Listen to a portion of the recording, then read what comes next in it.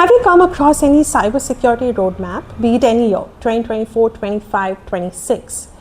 What's the first thing that gets told to you? Go learn about network security fundamentals. While it's really easy to learn these, it's very challenging to retain it for a period of time. You could definitely go ahead and memorize these definitions. It can stay for a day or two or even for a week. But to retain it for a period of, let's say, 10 years, you need real life examples. So if you want to learn about IP addresses, MAC addresses, and how everything really works together along with port and protocol, you don't really need a network degree. Just hop with me in an Uber and we learn it together. Now let's imagine that you're going to meet your best friend Peter.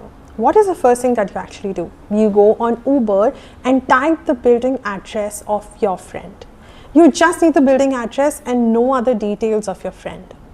Now in computer terms, that building address is an IP address which helps travel data from your computer over the internet to your friend's house, which could also be a server.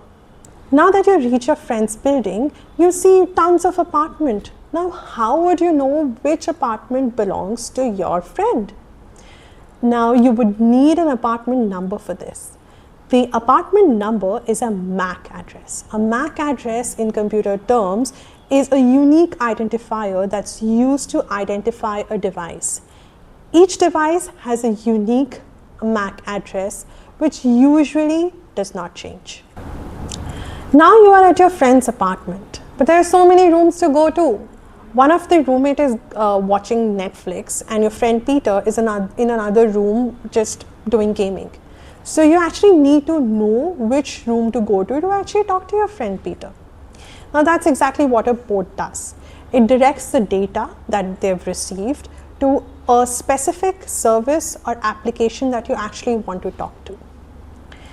Now, what you see is your friend Peter, hi, but you realize that you speak English and Peter speaks Japanese. So there needs to be a common terms for both of you to understand each other. Otherwise, things won't go very far. So that's in networking term, that's called protocol. It's a shared set of languages that's pre-decided by both the devices, so they are able to communicate with each other. The protocols could be HTTP, HTTPS, SSH. And these are the set of rules that govern how the devices are going to communicate with each other.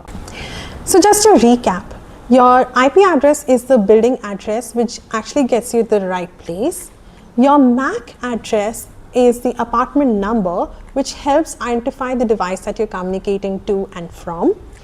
And then comes the port number, which is the room where your friend actually lives, which helps in identifying the specific service or application that you're trying to talk to using the device.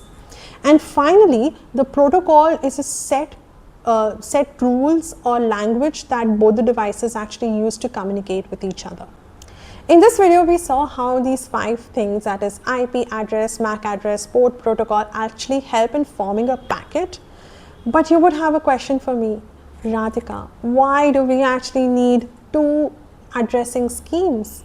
That's a valid question, and that's something that really occurred in my mind while I was actually making this video as well. So as part of the next video, we are going to address as to why you need both IP address and MAC address to help that data travel across, and what would happen if there was just one addressing scheme available.